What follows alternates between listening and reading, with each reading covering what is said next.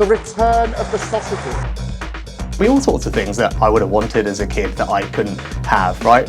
Famously, Sky TV. How'd that happen? I guess I just forgot what was going on. They're eating the dogs, the people that came in. They're eating the cats. Yay, it worked. So, is it peace talks going well, or are we to see American troops invading parts of Iran? All that is uncertain. What is certain is the serious consequences heading our way in economic terms. The cost of petrol, we're all noticing, but so are the farmers with the cost of fertiliser. The Iran war may blow out of the water any hope of economic prosperity for years to come. What are the consequences for our domestic politics from that? Also, the war has exposed our pitiful lack of defence. But are we prepared for the welfare benefits to pay for rearmament? Well, Frank is off with a bad cold, and Jo Phillips, former aide to Paddy Ashdown, has valiantly returned to the microphone, even though she's had a dose of this flu, cold, whatever herself. I myself am in robust health, so off we go. So, Jo, I mean, let's deal with this headline issue, this complete dichotomy between what Trump is saying about, the peace talks are going well, these Iranian leaders that I haven't killed are negotiating with us and being very reasonable. They're letting us let some tankers through the Gulf of Hormuz.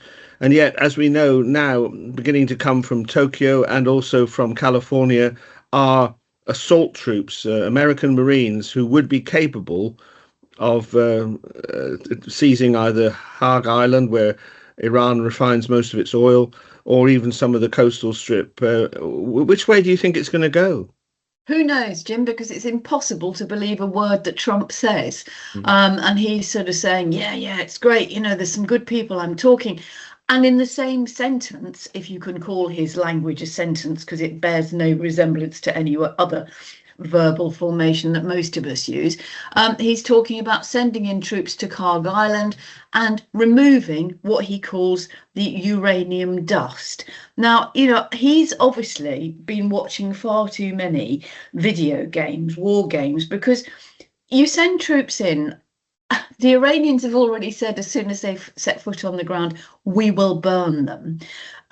There's no chance, I don't think, however skilled they are militarily, of taking that. And what do you do with it? What do you do when you've seized Hague Island? Do you then try and take over the whole of Iran? He is getting himself in such a quagmire entirely of his own making, and there doesn't seem to be anybody around him saying, hang on a minute, Mr. President, you need to say, take the win.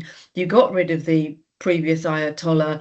You've shown your might. Let's go back, because this is spreading, Jim. We've seen attacks from the Houthis, from Yemen into the Red Sea. We've seen Israel continuing their assault across Lebanon. And who knows what's happening to the poor souls in Gaza, because that is barely making the news. Meanwhile, Putin is counting the rubles that he's getting. We've seen today that America has lifted sanctions on Russian oil going to Cuba. So Putin's laughing. He's got money to rearm, to carry on his fight against Ukraine. And the war and its impact is spreading around the world. And I don't think that Trump has got an exit plan. I don't think he's thought about what his aim is, other than to burn billions of dollars worth of American missile and armaments. And I think, indications are from the polls in the States that the American public are really not keen on this. Yeah, just sort of taking this piece by piece, the Hague Island invasion, this is where 90% of Iranian oil, it's pumped out to the island because the shore is too shallow, so that the tankers can get in and take the oil away.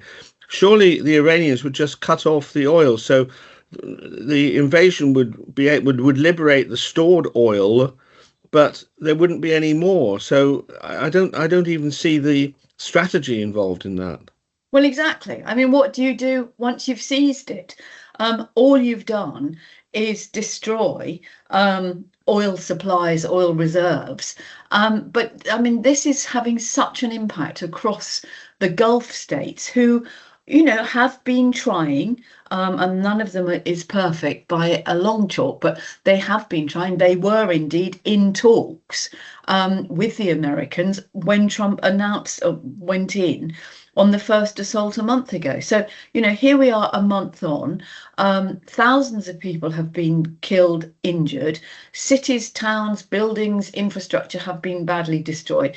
But the Iranians have not surrendered by any standard, and they're fighting back.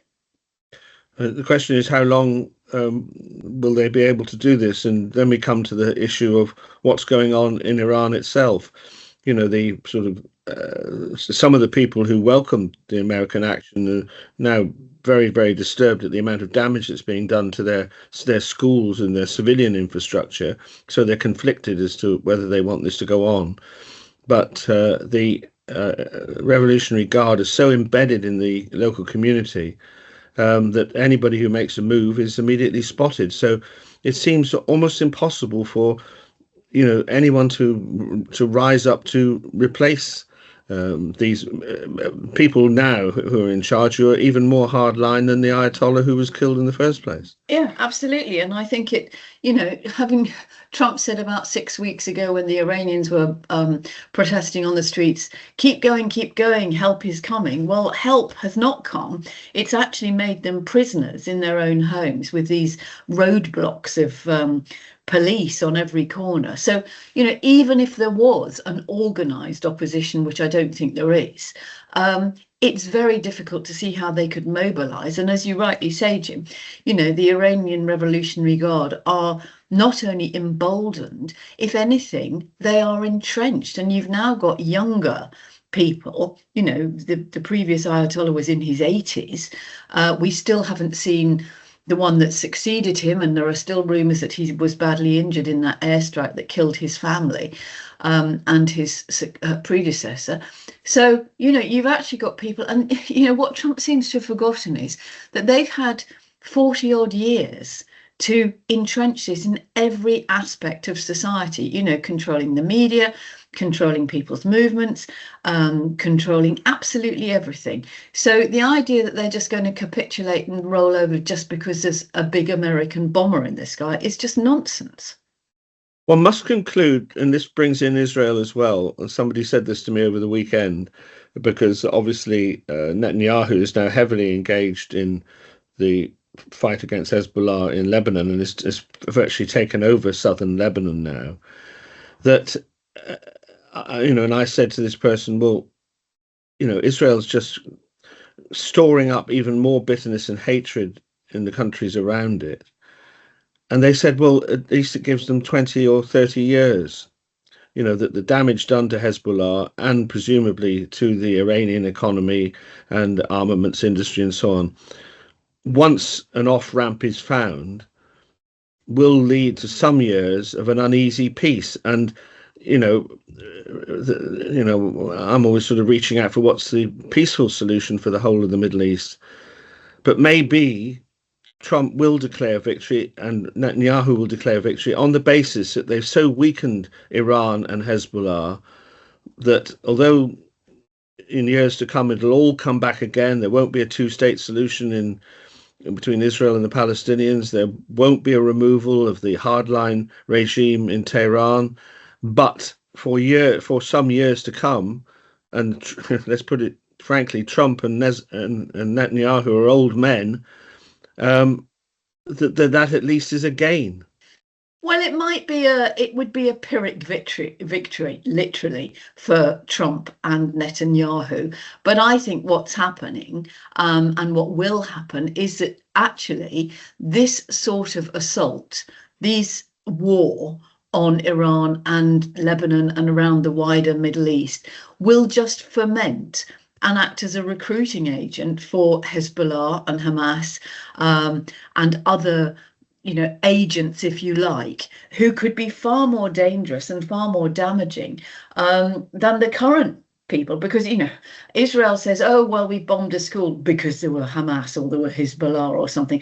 I mean, they'll carry on doing that until they've got the land that they want. This is about a land grab, Jim, and, there's no other way to describe it. It's been absolutely clear from the outset that Netanyahu wants to take the whole of Gaza and the West Bank, and Trump will go wherever he thinks is a sort of a real estate opportunity. So I don't think there is any victory. And, okay, you might have a fragile peace, as you say, for 20 or 30 years, but that is because of its fragility is not going to encourage investment in a region. It's not going to give people hope to stay there. People will be fleeing to try and find a better, safer life somewhere else. And, I've spent quite a lot of time in Lebanon, and, to see how that town or that city, Beirut, rebuilt itself after the civil war from decades ago. And now it's going through the same again. And, this is a country of 4 million people. It's a tiny country with great poverty. You look at the other players. You've got Bahrain, you've got Qatar, you've got Oman, you've got all of these places. You've got Jordan, always on eggshells, trying to be the sort of the middleman, if you like. And I just don't see how any sort of deal, because you wouldn't trust Trump and you wouldn't trust Netanyahu, is going to lead to anything other than a very, very fragile peace that could be fractured at any moment. Yeah, I must reiterate what I always say about this land grab. I mean, the reason why, there are sort of greater Israel people, but the reason why Netanyahu is taking control of parts of Gaza, taking control of parts of southern Lebanon, is because those countries were lobbing rockets into Israel for years, and that is not acceptable. Just looking at Lebanon itself, I've always been intrigued why the Lebanese army is so impotent. And I last read something about it, which I'll share with you and our lovely listeners and viewers, is that the Lebanese army is actually made up of components of Shia, Sunnis, Jews, Christians, and so on. And if the Lebanese army went on the offensive to clear out Hezbollah, which has brought such rack and ruin to this country, that the Shia would leave the army, and that's why they can't do anything. So, because the impotence of the Lebanese state to rid themselves of Hezbollah, which have brought such ruination to their country, has always mystified me. Yeah, and it has been a fragile peace on this collective, as you say, or collection of all these various disparate groups. I mean, I remember doing a speech there, many, many years ago. And, there were Druze militia, there were, the Christians, there were Muslims, there were all sorts of different people, different factions, but somehow or other they managed to hold it together. And I think that is the same of most states within the Middle East. We've seen what's happened in Syria following the fall of Assad. Jordan manages to keep going because the king is a stabilizing influence. Oman manages to hedge its bets. But, if you look at what's happening in the UAE, for instance, and, all those poor people fleeing Dubai, and some of them even facing jail terms for taking pictures of drones hitting their buildings and possibly having to pay tax if they come back to the UK. My heart is bleeding. I on the photographs thing, I mean, I do find it utterly bizarre because the world's news media are able to film the damage being done in the UAE every day and send it out to the world. But if you and I were in a hotel and we took a photograph out of the window, we'd be arrested and I think you go to jail for 3 years.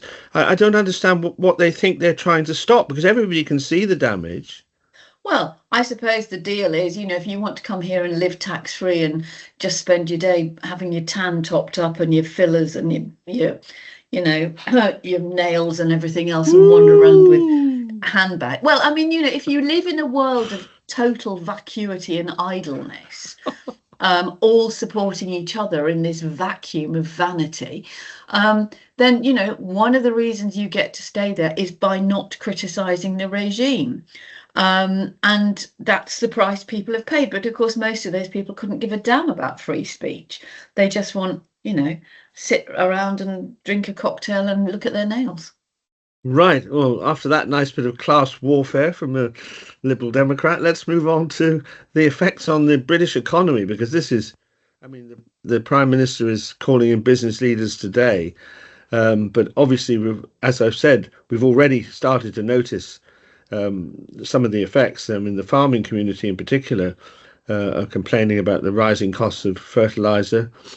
And we're all experiencing the increase in the prices at the petrol pumps, although people are being urged not to keep topping up. I hope you're not, Joe, which will actually cause the sort of shortage that people fear. What, me personally, with my little Toyota Aygo, which does about 5 million miles to the gallon? Well, we all have to make our contributions. But the wider picture here, especially for the government, and for British politics really, is that the reason why we see British politics in the state that it is, with this bitterness and division and fracturing into various parties, is that anybody under the age of 40 has not experienced the sort of growth that we used to have.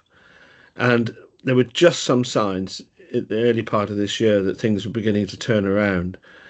But all that surely is going to be blown out of the water, and we're going to have more years of austerity with unforeseen political consequences.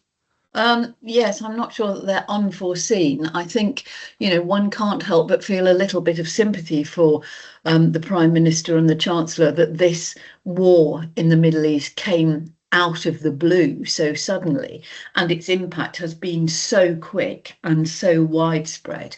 And as you say, Jim, it's not just the price of petrol and diesel, it's the impact on everything else. It's fertiliser, it's medical equipment and medical supplies like helium, for instance. It's all sorts of things. And if you look at something really very basic, for instance, so the cost of petrol goes up. If you don't live in a city centre or an urban environment, and you are a carer who goes around to visit people in their own homes, that is going to have a huge impact on the cost of you filling up your car to drive from one client to the next. And that is going to have to be passed on to people. So there's all of that sort of stuff. And if actually, I've had round here, we've had a few days where there's been no diesel at the pumps, and then there was no unleaded fuel. And yes, you do see people, turning up in their blooming great 4x4s to put £5. Oh gosh, well, class warfare. It's not class warfare. It's not about class. It's about entitlement, Jim. And there is a difference, and it is not just the middle classes or whatever you would like to call the Dubai classes. It's not that. It's about this, what we haven't got. And you talk about anybody under 40 doesn't know growth. Anybody under 40 also doesn't know the privations of the 3-day week, the effect of the oil crisis in the 1970s, and the impact. And I think, what we have to do as a country, and I'm not sure that Keir Starmer is the man for it, although he's the best option at the moment, is somehow or other people have got to pull together. Well, we tried that during COVID, and what we saw was people like Boris Johnson and his mates and many other people fleecing it, and we've never had a penny of that back. Meanwhile, doctors and nurses and paramedics and everybody else just carried on. And, anyone who works in retail or hospitality will tell you that since COVID, no, we didn't pull together. We became ruder, more aggressive and more entitled. So there's all of that. And if you say to people, OK, there's going to be rationing of some sort, you will see the very worst of humanity, not the best of humanity.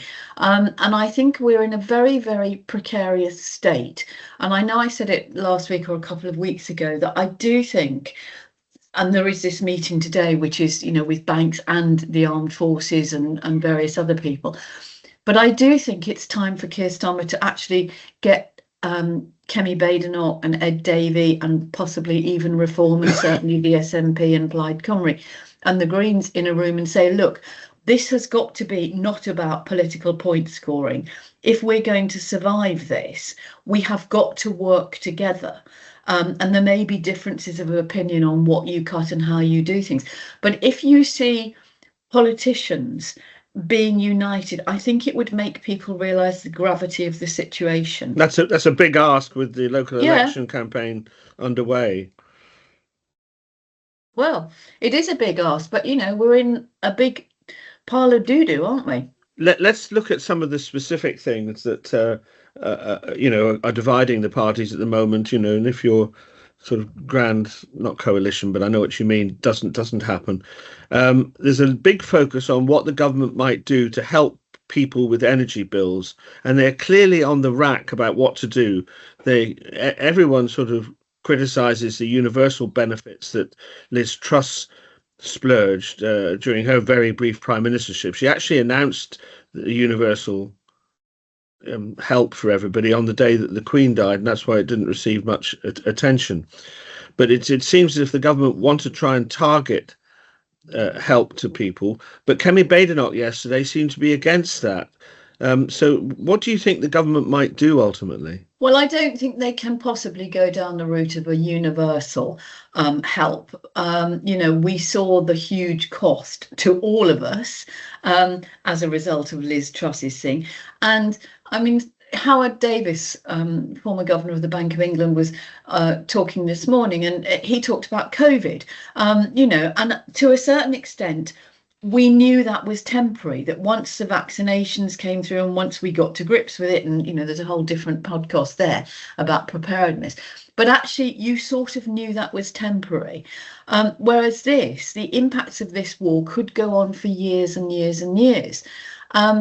And there are bigger questions as well, which is if Ukraine is still struggling to fend off Russia, then Europe is in a very dodgy state. And it is absolutely clear that, we have got to rearm, we have got to spend money on defence. And the government quite rightly has announced a package of measures to people who are dependent on oil for heating, because that is not covered by any of the sort of energy price caps. And luckily for most of us, the new energy price cap comes in this week, which will see most of our bills go down. That doesn't have to come back in again until July. So with a bit of luck, we are in a better, warmer period of the year.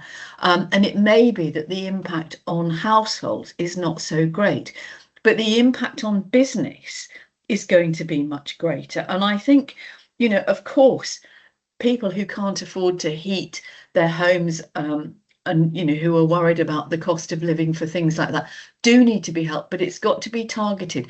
And I think government needs to do more to help businesses, particularly farmers at the moment, because there is red diesel, which is what tractors use.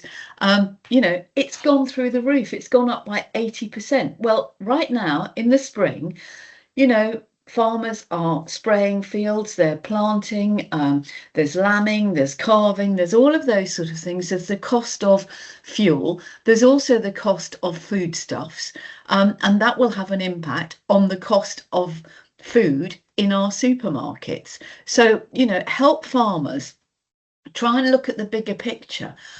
Maybe do what other countries like Australia and Japan and other countries in Europe have done, and actually, take VAT off fuel for the time being. Because, even if you gave people like you and me, Jim, a universal benefit for energy, we would only have to pay it back in tax at some point. And I just think the government's got to be a bit smart and a bit savvy.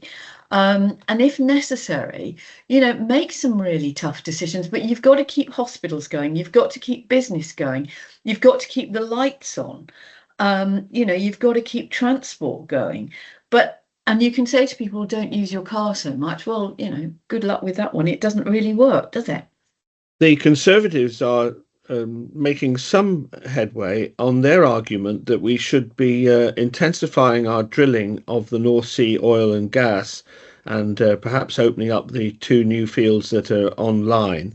And the argument they make is it's an absurd situation where the Norwegians are drilling right up to the North Sea international border and selling us their gas, whereas we're not increasing our own. And Kemi Badenoch's argument is that obviously it would be drilled and would still be sold at the world price, so it wouldn't have an immediate impact. But obviously we tax the North Sea oil companies and we bring in tax in that way. Do you think she's making any headway with public opinion on that? No, I don't. And it's interesting, actually, there were figures out yesterday that the sale of solar panels, solar heating, heat pumps, and, alternative energy sources have gone up by about 60% in the last 2 or 3 weeks. And it's a very simplistic argument to go drill, baby, drill, or frack, baby, frack. But as you've just said, it doesn't come to us. It's not oil that we need. And actually, it's not oil so much as gas. And of course, the Norwegians, with their fantastic forward thinking, if only we were Norwegian, put all of their money into the sovereign wealth fund, which they have used to build infrastructure and a society and a country that supports people and that it works. Whereas we've just let the profits go hither and yon. And yes, it's a very simplistic argument. Oh, drill in the North Sea and forget the net zero stuff. I mean, it's a really windy day here. I'm speaking to you from the Kent coast. The wind farms are whizzing around like nobody's business out in the North Sea. We have got to look at other measures. Whether that is the small nuclear facilities or whether it's more wind farms. I mean, there's a whole argument about solar farms as to whether they're actually good for the land, and people say, oh, well, animals can graze underneath them, but anybody who's done basic biology will tell you need photosynthesis for grass to grow, so there's not much for them to graze on if the sun's not getting through. But I think, it's a very simplistic argument, and it's very helpful it's very unhelpful rather, for the Conservatives to say, oh no, the simple answer is to drill. Well, you might as well say, I tell you what, let's reopen the coal mines.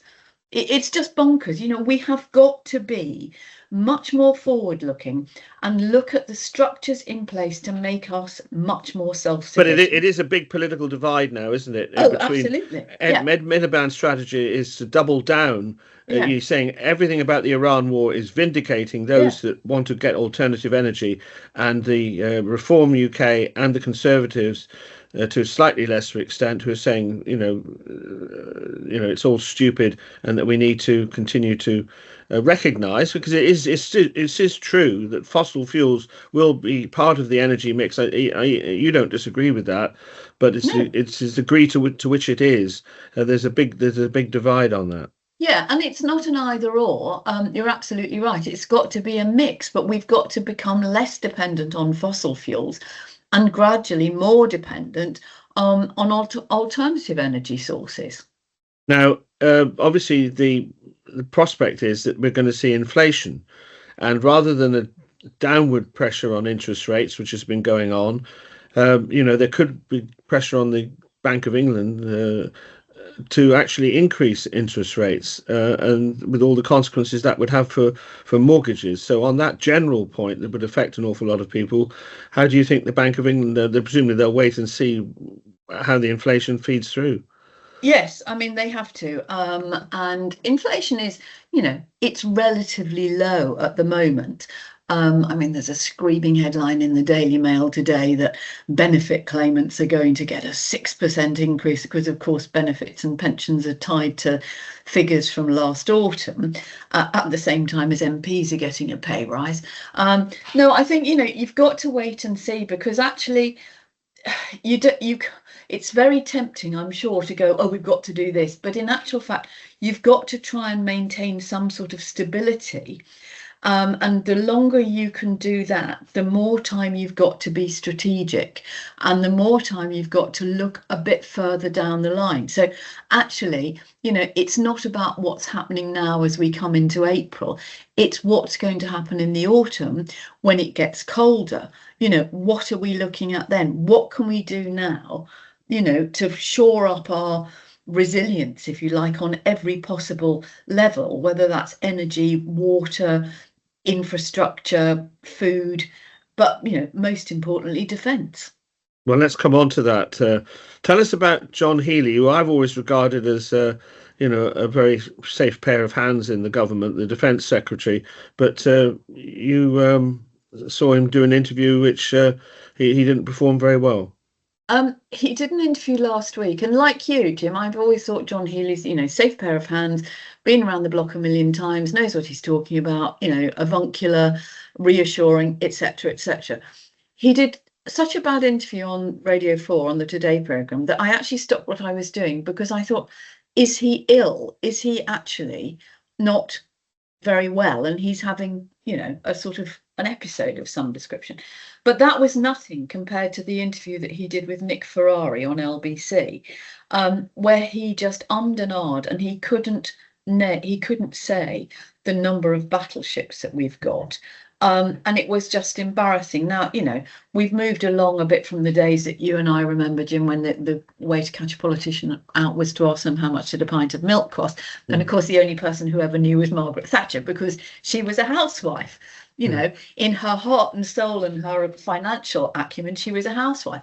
But, you know, if the Defence Secretary doesn't know how many and couldn't answer a straight question, you know, and then later on, within the next 24 hours, the Armed Forces Minister, Al Khan's, did an interview.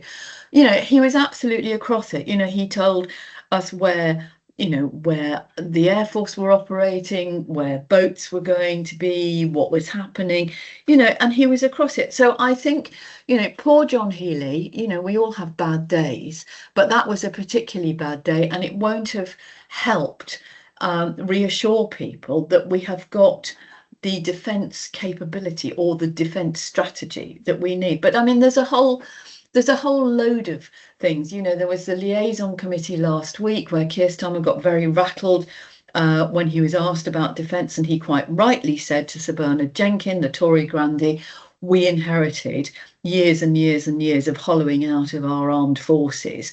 And, you know, you saw a rare flash of anger from him. But isn't it interesting that in a debate in the Commons last week on defence, not one Reform MP was there, but then of course they don't have a spokesperson on defence or foreign affairs. So, you know, there's an awful lot of politicking going on. And I think this war has strengthened Keir Starmer. It's made Kemi Badenoch look a little bit daft because she was all set to go gung-ho. It's made Reform be a lot quieter. And the Liberal Democrats can say what other people can't, which is, you know, Trump's a monster and we should rejoin Europe. So I think it's, you know, it's shaken up the political narrative, and how different parties and different leaders respond to the pressures and the challenges will, I think, define their fortunes for quite a long time to come.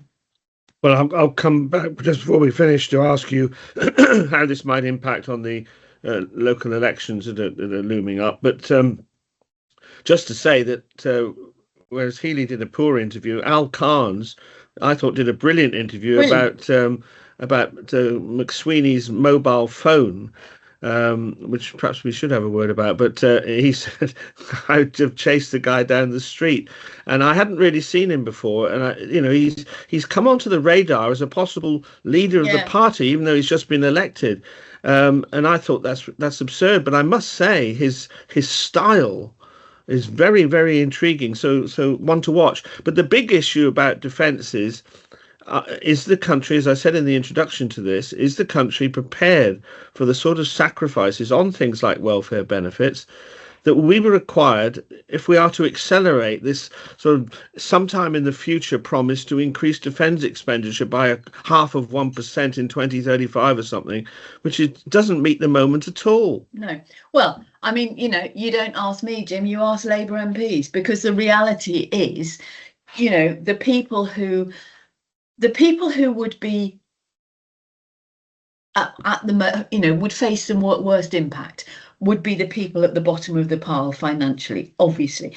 Now, you have got to provide safety nets for them, but we have got to cut. We cannot afford to live in a country where our benefits bill, excluding pensions, is twice what our defence budget is. It's just not sustainable. You know, we've got 1 million young people out of work. We've got people on long-term disability who would probably like to work but can't. We've got small businesses not recruiting, many places closing down, certainly, you know, stagnating. And spending money on defence, you know, although the idea of spending money on arms is anathema to many, many people. There are different forms of defence, aren't there? You know, there's cyber security, there's the security of infrastructure, whether that's undersea cables or whether it's, you know, air traffic control systems. It's all of those sort of things, as well as tanks and guns. And I do think, in fact, I had this conversation with Bernard Jenkins last week, and I said, do you think that, you know, the top brass of the military have been for too long too wedded to the idea of traditional defence, you know, whether it's tanks, aeroplanes, ships or whatever? And he said, yes, you know, they have also been slightly stuck in, not stuck in a rut, but, you know, they have been not necessarily looking at where attacks are coming from. And I know I keep saying this and I sound like, you know, a doomsayer, but it only takes 20 minutes to knock out the National Health Service IT system, or air traffic control, or banking, or, you know, rail services. It doesn't take long, and you can do it from thousands of miles away. And if you look at what's happened in Ukraine and how they have managed to fight back so valiantly, it's with drones that cost tuppence halfpenny, not huge great tanks or, you know, aircraft carriers. And if you look at what's happening in Iran, a drone can be fired off the back of a pickup truck or from a cave or the top of a block of flats against these multi-billion-pound American munitions that are being fired at them. Yeah, very interesting take on defence issues. You know, we need to get out of the sort of 20th century mentality about it. Well, I have and to you're say, probably Jim, right. you're talking about Al Khan's, and there's something about him that reminds me of Paddy Ashdown, who, Yes. you know, dear Paddy, my old boss, much, much missed, would have probably gone straight into Iran, you know, with a knife between his teeth and popped up from a undersea boat. And I think Al Khan's was SBS as well, Special Boat Service. And actually, there's also Callum Miller, who is another former military man who is widely tipped to be a possible leader of the Lib Dems in the future. And it is maybe that we need people like that, you know, who've got those sort of very particular leadership skills. Whereas, you know, I do think the war has helped Keir Starmer, and I think he's been, you know, he's been dignified, he's been consistent, and he's been credible, actually. But that doesn't make the Mandelson and McSweeney things go away. But actually what you probably need right now is, no, this is how it's going to be. Either, you know, line up or get out. Because we've had too much of this sort of, well, what about, you know, what can we do? And we kick things into the grass. And, you know, we've got to move towards European defence. Europe has got more defence capability than anywhere else in the world if we pooled our resources. Right. Well, let's, before we finish, see how this might impact on British politics. And at the weekend, I was asked by some friends to stop pontificating and actually put down on paper what I thought might happen at the local elections. And I sort of did something on the basis of the share of the vote. And I'll just give you my take on where we might get to and briefly the reasons for it, and then you can tear it all to pieces. And for reasons I'll explain, I've got Reform, the Greens and Labour all getting about 20% of the vote each. Reform because I think they have peaked and they're just struggling a little bit. The Greens, you know, they're on a surge, although their Easter conference, their spring conference apparently was an online affair which descended into technical chaos and procedural disorder, which I was quite surprised about. Labour, because of what you've said about Keir Starmer having a good war, if one can use that slightly obscene phrase or description, you know, also on about 20%. The Conservatives 15%, Liberal Democrats 15%, although they probably do better than that because they do in local elections, and others about 10%. So that, you know, that's my sort of percentage figure. So it will be, you know, Labour will take a big knock because they're coming from a high base. Reform won't do as well as they expected to. Greens will do spectacularly better than they have, you know, in previous years, but perhaps not quite as the massive surge that they expected. The Conservatives recovering a little bit, but still, this is not their target seats, you know, the urban areas of England and so on. And then, of course, we've got the Scottish and Welsh elections, where I think Reform will do pretty well, but I think Plaid will probably do pretty well. And it looks like the SNP will return to government again in Scotland. So that's my sort of look at it at the moment, for about 4 weeks out, isn't it now? Well, thank you very much, Professor John Curtis. I haven't got the wispy hair, No, unfortunately. you haven't, nor an allotment. But I think you're probably about right, Jim. I think the bigger question will be turnout. And I think that there was an interesting poll over the weekend that showed that although Keir Starmer's personal rating is down, when people asked about how they felt about how he'd handled the war, it went up to plus 46%. So, you know, I think they are going to campaign on the cost of living, but they need to be really clear about what that means and not whiffle waffle about we're going to help at people who need it, because everybody bloody well needs it and nobody's feeling it at the moment. I think Reform has been damaged by Farage's closeness to Trump and their own internal machinations. You know, we've seen people having to resign because of things they've said or things that they've done. And I think certainly, we don't have elections here, but, you know, certainly around here, Kent County Council, where it's been an absolute shambles, and you've seen half the Reform people who were elected then either get kicked out, some have gone back to the Conservatives, but interestingly, a chunk of them have now joined Rupert Lowe's party. And there is certainly anecdotal evidence that whatever that party is called is eating into the Reform support. And some people, particularly among women, are finding Reform a little bit too toxic. The closeness to Trump and the war and, you know, implicit tacit support, if you like, for Andrew Tate is turning a lot of women off. Now, they may well go back to the Conservatives, and I think a lot of young women are going to the Greens on that basis. Yes, actually, there's a huge number of, I mean, the Greens have seen their interest and support surge, and as you say, particularly amongst young women. But also, I think there are perhaps older people who are less extreme than Polanski, who rarely talks about the environment, but is instead turning the whole thing into, you know, Gaza. And I think they might find themselves more comfortable with the Liberal Democrats. So it's very fluid within that sort of top notch. And it also depends on whether people are willing to get together in some sort of unspoken deal, sort of anybody but Labour or anybody but Reform. Because to a certain extent, you know, Keir Starmer won because people were going anybody but the Tories. But, you know, in the time since that election, we've seen the rise of Reform, the rise of the Greens, the collapse of any relationship with America, and a war in the Middle East. So I think it's interesting. And I think it will be interesting to see how the campaign plays out. But as I say, in the end, it comes down to turnout. Right. Well, thank you very much indeed for bearing up despite your recovering from a cold, Joe. Yeah, but I'm not as ill as Frank, because Frank's got man flu, which is 10 times worse than anything that anybody could ever have.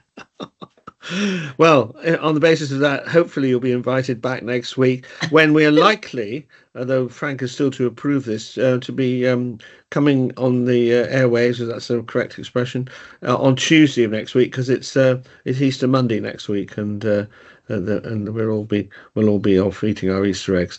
So, I mean, it only remains for me to wish everyone a happy Easter. It's difficult to do that in these troublesome times, but many thanks to Joe Phillips and also to our producer Francesca King, and we'll see you hopefully on Tuesday of next week.